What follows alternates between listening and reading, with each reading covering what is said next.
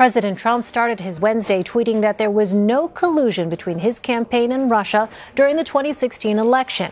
He also wrote Republicans should, quote, finally take control of the Russia investigation.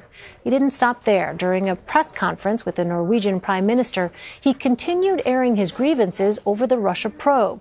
And despite saying last summer that he would 100% be willing to be interviewed by the special counsel under oath, he cast doubt over whether that would even happen. Cate Martel is a national political reporter for The Hill. She joins me now from Washington. So, Kate, President Trump noted that Hillary Clinton was interviewed when the FBI was investigating her use of a private email server while Secretary of State, and that she, quote, wasn't sworn in and that it was done on the 4th of July weekend. Why mention her at all? What message was he trying to send by saying that? Well, good evening, Elaine. And I think the biggest takeaway of what we're hearing from President Trump is that he's nervous. He is bringing it back to Hillary Clinton because this is something he's nervous about, seeing how this investigation has been going. It's getting closer and closer to his inner circle. And this is kind of a defense tactic. And I think the biggest takeaway from what we saw at this press conference today is kind of a switch from President Trump.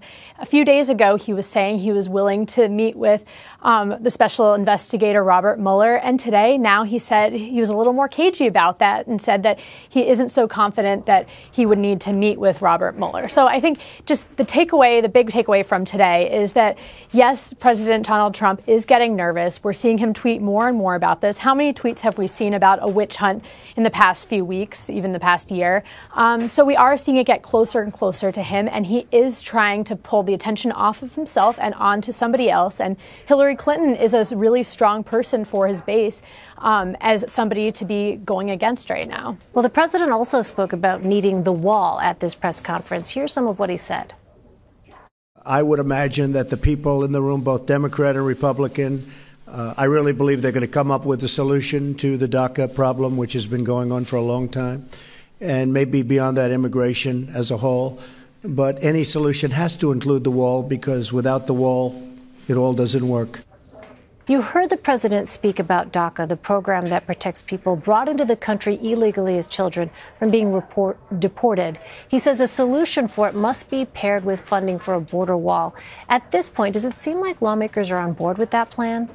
You know, Elaine, it did seem like lawmakers were on the fence back and forth. Now, we did see earlier tonight that some House Republicans came out with a DACA fix that would be involving more enhanced border security and enforcement measures. But they didn't address the border wall. The border wall, was interesting about it is it goes back to, again, this theme of the president's press conference today, that even like he said with Mueller, even with the going back to immigration, a few days ago, he said that he was on the fence about the border wall. He said that whatever experts would tell him to do on immigration, he would go with that.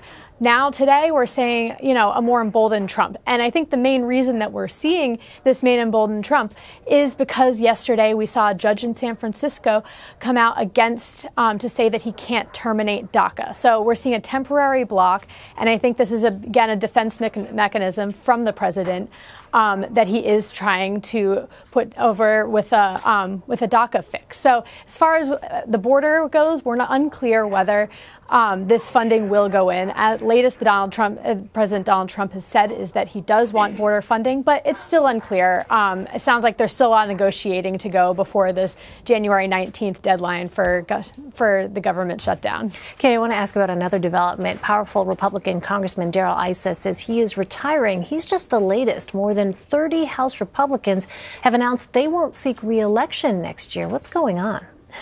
That's an interesting point that you're saying there, that yes, if you look at Darrell Issa retiring on his own, it makes sense. In 2016, he only won by half a percentage point for his reelection, and that's in the same district that Hillary Clinton won by 7 points. So he's an endangered Republican. We're already seeing Democrats going all in to try to win that seat for 2018. There's 4 Democrats already running that are well funded right now. But broaden this out. Like you said, we have already more than 30 Republicans who are not seeking re-election. That's a startling number. We haven't seen that many in the majority party not seek re-election since '94.